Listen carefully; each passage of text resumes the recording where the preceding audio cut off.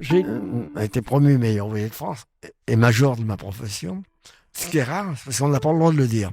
Mais Paul Bocuse, il l'a dit, parce qu'il dit, quand tu as une note comme ça, 19 de moyenne, faut le dire. Donc il l'a dit aux journalistes, ça s'est jamais vu. Donc si vous voulez, j'avais tous mes copains qui étaient souvent meilleurs que moi. Les Chapelles, les autres avaient 4, 3 étoiles. Donc j'ai dit, je ne suis pas plus fort qu'eux, mais j'ai eu la chance de savoir faire des plats. Alors j'ai dit ça un jour à Paul Bocuse, j'ai dit que je vais me retourner une claque. Alors il m'a dit, mais arrête d'être modeste. J'ai dit, mais je suis pas modeste, sauf que je veux respecter les autres. Tous ceux qui sont pas meilleurs ouvriers de France, c'est quand même d'excellents cuisiniers. Et il me dit, ah bon, bon, on savait que t'étais con, mais enfin, t'as peut-être raison.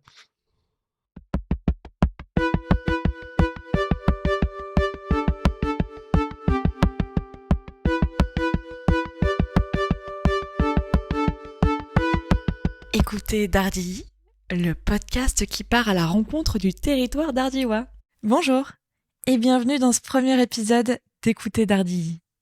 Pour lancer cette première saison, je vous propose de partir à la rencontre de Christian Bourriaud. Des cuisines du restaurant Le Panorama, tenu par sa grand-mère et ses parents en pleine Seconde Guerre mondiale, à son amitié avec Paul Bocuse, il partage aujourd'hui, à plus de 90 ans, ses souvenirs. Je vous souhaite une bonne écoute et n'oubliez pas de vous abonner sur la playlist YouTube et sur votre plateforme de podcast préférée. Tous les liens pour ce faire sont en description du podcast. Et le mieux, si vous avez aimé cet épisode, c'est de le partager à votre entourage pour faire rayonner Dardilly. Bonne écoute. Bonjour, je m'appelle Christian Bourriaud, j'ai été d'Ardillois de 1939 à 1961. Mais je suis né en 1934 à Lyon, la Croix-Rousse, donc je suis aussi canu. Mais notre enfance à Dardilly n'était pas très compliquée, puisque vous voulez, c'est un village qui avait pas beaucoup d'habitants. Puis il y avait Dardilly-Haut et Dardilly-de-Bas, hein, si vous voulez. Il y avait 2-3 villas, il n'y avait pas beaucoup de villas, il y avait des champs.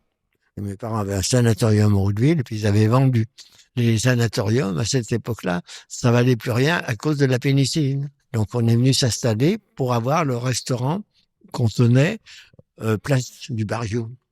Nous, on a tout de suite été à l'école, donc on a tout de suite participé, si vous voulez, à la ville, au village. Ma grand-mère, qui était très religieuse, m'a envoyé à Metz et j'ai été tout de suite enfant de chœur.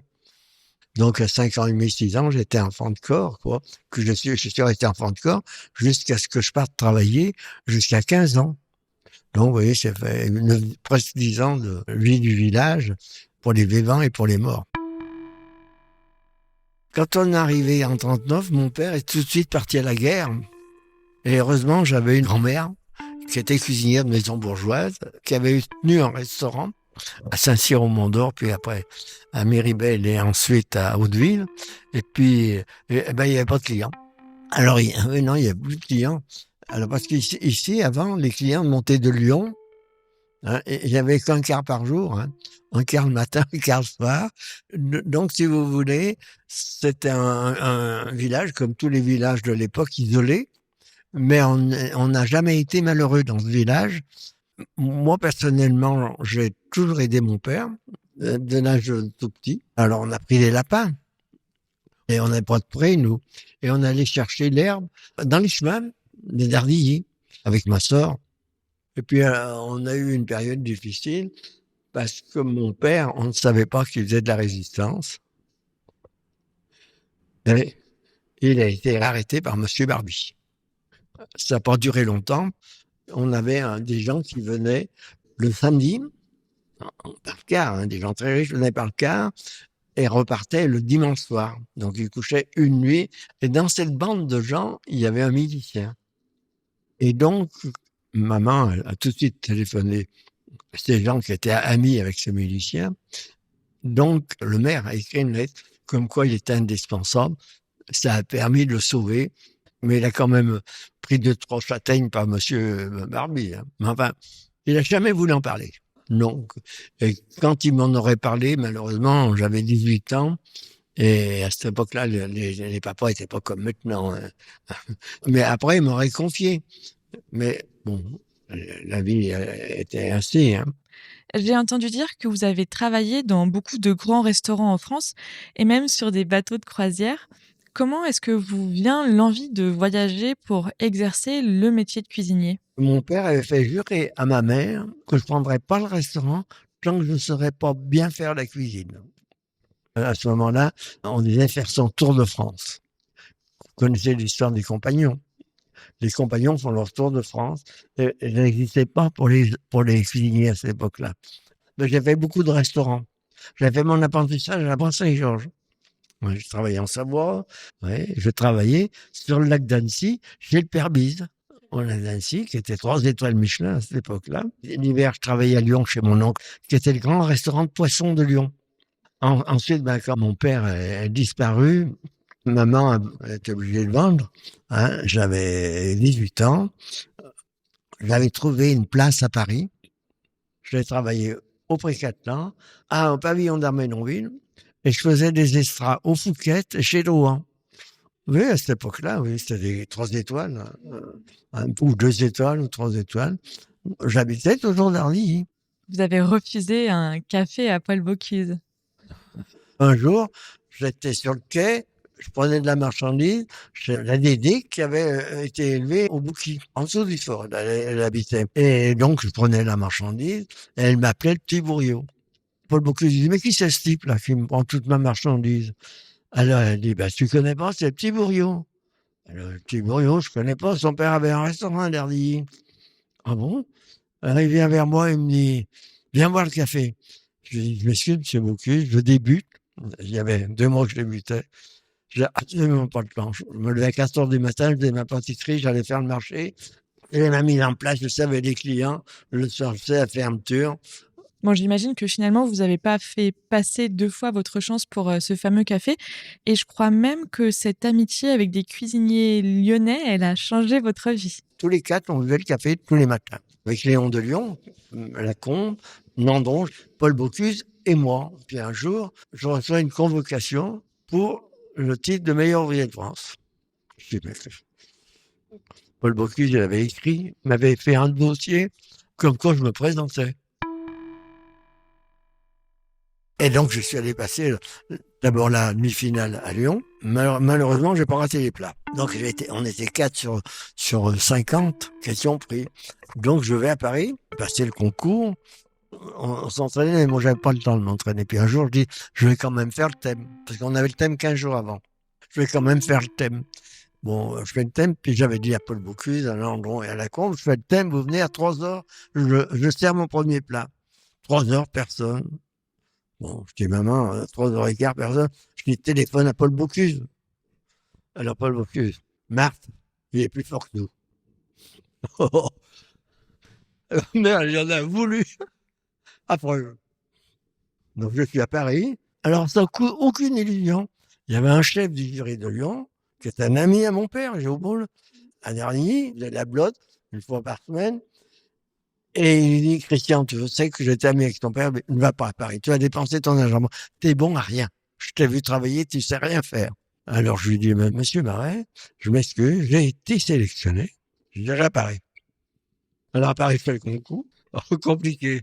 Un filet de sole, une selle d'agneau farcie avec des légumes, plusieurs légumes, avec un fond d'artichaut. Enfin, moi, j'en avais fait, mais dans le temps, quoi. Et puis j'envoie mes plats et tout. Et puis après, Paul Bocuse sort, il me dit, qu'est-ce que ça fait? Je dis, tes numéros. Alors je lui donne mes numéros. Alors il me dit, mais ton numéro de poisson, je m'en rappelle pas. Je m'en rappelle pas, j'avais le 3 ou le 5, je m'en rappelle pas. Alors il me dit, les cons, j'en ai rencontré, mais jamais comme toi. Mais vraiment, elle est furieux. Et il y avait Barrier de Tours, qui était meilleur ouvrier de France, et 3 étoiles aussi. Alors on était tous les 3 là. Barrier me dit, je suis sûr que c'est le 3. Paul Bocuse, pourquoi? C'est acheté devant. Le premier, major. Et ça vous fait encore tout ça, toutes ces années après? Oui, parce que On m'avait tellement dit que j'étais un con que j'y croyais. Le plat de dessert était un soufflé au chocolat, mais c'est des Escoffier, et on s'était tous entraînés dans des bols de 20 centimètres. Et on arrive là-bas, ils nous donnent des bols de 30 centimètres. Alors, moi, je réfléchis pas, je dis 30 centimètres, je double. Et mon soufflé, il laisse sur la table, ils attendaient qu'il retombe. Et au milieu, il doit rester une noisette qui est pas cuite. Et il y avait une noisette. Et puis on arrivait donc chez moi, on a bu le café chez moi. Et à ce moment-là, Paul Lacombe, le premier qui me téléphone, il me dit Christian, le petit cuisinier. C'est pour ça que j'ai gardé le titre. C'était trop joli. Et Monsieur Marais, qui m'avait dit va pas à Paris, Christian, c'est bon le con. Qu'est-ce que ça a changé dans votre vie? On travaillait beaucoup, mais on a dû compter dans un bon restaurant, mais je n'étais pas étoilé, rien. C'était un bon restaurant, le restaurant qui monte un peu. Donc l'année après, j'ai mon étoile. Ensuite, donc on a fait réparer le bistrot, et après je vais rester un peu légal le Bocuse.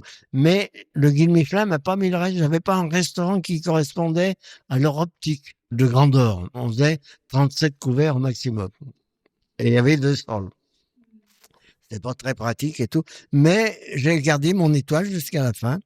Et un jour, je rencontre le directeur de Michelin à une remise de prix de l'école Paul Bocuse à Écully. Alors il me dit, vous, alors moi on a fait une. Je dis quoi?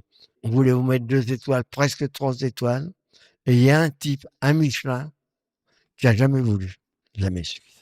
Parce que Paul Bocuse m'avait dit, je crois que cette année, tu as 2 étoiles. Et jamais eu. Et il m'a dit, il a raison, c'est pas la nôtre. Hein. C'est pas des inspecteurs. Je vais vous dire, chez vous, d'abord, vous aviez une qualité, jamais vous y écrire un client. Parce que c'est de la combine, c'est de faire écrire des clients, nanani, nanana, nanana, à Michelin. On n'a reçu qu'une ou 2 lettres, hein, où il disait qu'il n'avait pas été content, mais pas surtout un plat ou un truc comme ça. Il me dit donc, vous auriez eu votre étoile quand je suis revenu à Dardy. Ils m'ont fait citoyen d'honneur de la ville de Dardy. Alors j'entends depuis le début de notre entretien votre humilité et votre passion de la cuisine. Mais est-ce qu'il y a une recette un peu magique comme ça que vous pourriez transmettre aux auditeurs de ce podcast? Qu'est-ce qui, selon vous, a fait votre réussite? La chance. C'est des rencontres, et puis là, si quand même, parce que un concours, vous le passez aujourd'hui, demain, c'est pas sûr que vous faites pareil. La cuisine, c'est subjectif. Vous allez dans un restaurant étoilé, vous n'aimez pas un plat. Alors les gens exagèrent, ils n'aiment pas un plat, c'est tout le reste c'est pas bon. C'est pas vrai. Il y a un plat qui est raté. Et raté, bon, qui n'aurait pas leur goût. Je disais toujours, un cuisinier, c'est un type qui se remet 2 fois par jour en question. Avant que les clients soient contents, mais on a un stress, comme un acteur. Un jour, j'avais à manger, au Célestin, on avait beaucoup, un acteur, et il venait en cuisine manger. Alors bon, là, on fait un briefing juste avant le service et tout, et il était là, et il me dit, tu vois Christian, t'es comme les acteurs, toi. Quand tu commences un service, t'as le stress. Et je ne m'étais pas aperçu que j'avais le stress.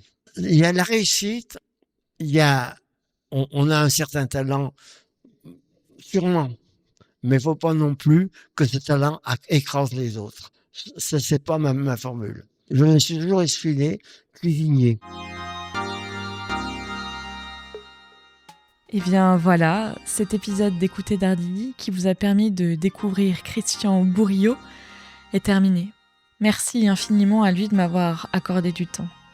Si vous aimez ces récits du territoire dardyois, parlez-en autour de vous pour le faire rayonner, et pour ne rien manquer, abonnez-vous sur votre chaîne de podcast préférée ou sur la playlist YouTube. Tous les liens sont dans la description du podcast. À très vite à l'écoute de Dardy.